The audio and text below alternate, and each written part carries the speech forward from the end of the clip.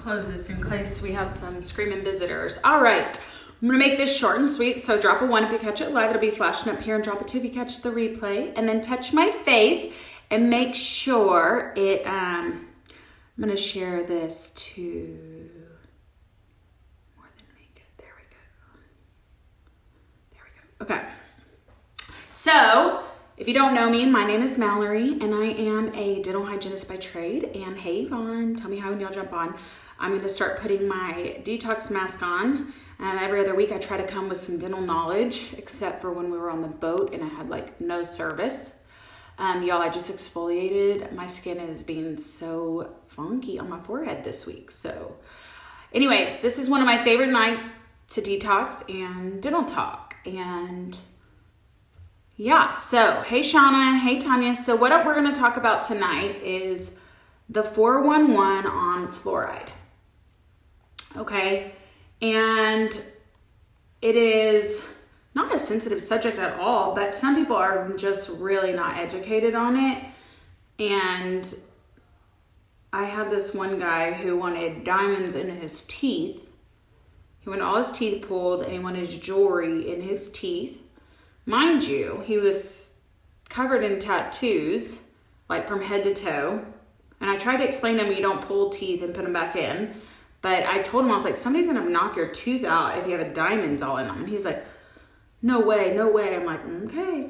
Anyway, he said he would not let his daughter drink water that had fluoride in it. And I'm like, but or he wouldn't, and he's not letting his daughter. But I'm like, do you realize the ink, that's not organic ink on your tattoos, right?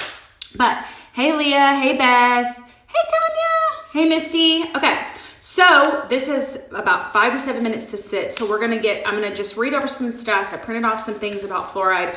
I really recommend you getting a fluoride in-office treatment every time you go to the dental office, whether it's a foam or a gel or a swish or a varnish, whatever they do in your dental office, because it is the leading factor that helps prevent decay.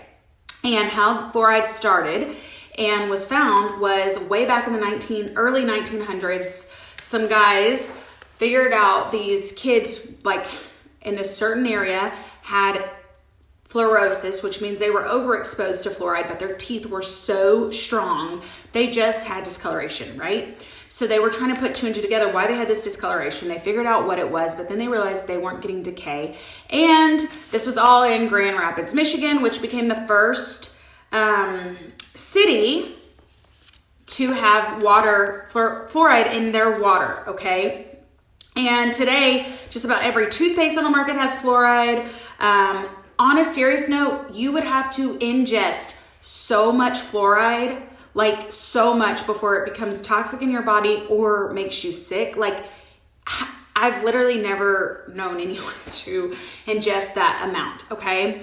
I mean, it would be crazy, but it is a blessing to have fluoride in the water, because guys, studies have shown that so many kids have so much less cavities when they are grown up in an area that has a little bit of fluoride in their water. It's not a ton to kill you and be toxic, but fluoride in the water helps prevent decay, guys. Decay is active bacteria in the mouth. So all you crunchy moms that are like, no fluoride. Fluoride is a natural element. So you're all about natural things. Decay is not. Decay you swallow all that bad bacteria and it goes into your system. Okay, so be thankful if you live in an area that has fluoride in their water. It is so low, guys. I think I wrote down, it's like 0.7 parts fluoride per million parts water. Like, that's community water fluoridation. Like, it's so minute. And anyways, that's why be careful about bottled water as well, drinking too much if you're never getting fluoride, okay? But anyways, yes, 2 guys went all over, did a lot of research. It's a cool little story. But after 30 years, almost 30 years after the conclusion of the Grand Rapids fluoridation study, fluoride is the main weapon in the battle against tooth decay, okay? So here is some facts from the American Dental Hygiene Association about fluoride. Y'all, fluorine, from which fluoride is derived, is the 13th most abundant element, and it is released into the environment naturally in both water and air. So you're not going to get away from it, but the ones in the air aren't going to help your teeth, okay? Fluoride is naturally present in all water. Community water fluoridation is the addition of fluoride to adjust the natural fluoride concentration of a community's water, recommended for optimal dental health. And it's effective, safe, and an inexpensive way to prevent tooth decay, okay? You don't want to spend a lot of money on your kids' teeth, but yet you don't want them drinking fluoride, guys. Quit tripping on fluoride, all right? Once or twice, you'll never get strong enough fluoride, stronger than you will in a dental office, right? And you get that, twice a year, okay? But children and adults who are low risk of dental decay can stay cavity-free through fluoride. And that's basically the best way to get exposed to it is fluoride toothpaste twice a day and fluoride water, all right? People who have weaker enamel or at a higher risk of decay can use an extra fluoride supplement to help prevent. And there's like fluoride mouth rinses. Y'all, nobody's gonna sit and eat a tube of toothpaste. That makes me want to vomit even thinking about it, much less hopefully not drink their mouthwash. Like, I can't right now even think about that. It makes me want to throw up, like I said. Anyways, it's been going on for over 50 years. Fluoride is literally, hands down, the best thing you can do for a child to help early prevention of decay, and for adults later to help with sensitivity on root surfaces. When you get recession from wear and tear, your root is exposed. It's not as strong as the crown of your tooth. Fluoride is going to help strengthen that, okay? So, water fluoridation costs on average 72 cents per person per year in the US. So quit tripping on cost. Children under the age of 6 years can develop enamel fluorosis if they ingest way more fluoride than they need, which is a lot of fluoride, guys. A lot. Enamel fluorosis, it's just like a chalk-like, discolors like white spots. Anyways, yeah.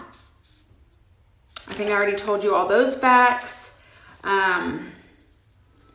Basically, fluoride's in foods, it's in juices, it's in sodas, it's in beverages, it's in dietary supplements. It just makes your tooth enamel stronger, all right, and resistant to decay, all right? That's systemically when they're developing. Now, after your teeth erupt, fluoride builds and remineralizes weaker areas. So some people are naturally born with demineralized areas, meaning like white spots on their teeth, okay? Fluoride helps remineralize it and harden it or strengthen it. And fluoride can actually reverse the signs of really early tooth decay, okay? So when you brush your teeth with a fluoride toothpaste or other fluoride dental products, that's on the surface of your teeth. So that's why I always say floss first and then brush, so that all the areas are exposed and the fluoride can get on it, okay? How do you get fluoride? Toothpaste, drink your community water, as long as your community water is clean. But anyways, basically mouth rinses with fluorides, toothpaste, and it's in foods. Or you can take a fluoride supplement, like there's extra strong fluorides. But fluoride is amazing, so don't be over crunchy about it. Don't overthink it. You literally would have to ingest, I don't even know how much before it made you sick or anything crazy. It's actually better that you ingest some fluoride than it is that you ingest some decay, okay? So with that said, I'm gonna leave you. Open your heart and mind to fluoride and realize it is a very okay, safe thing for your teeth.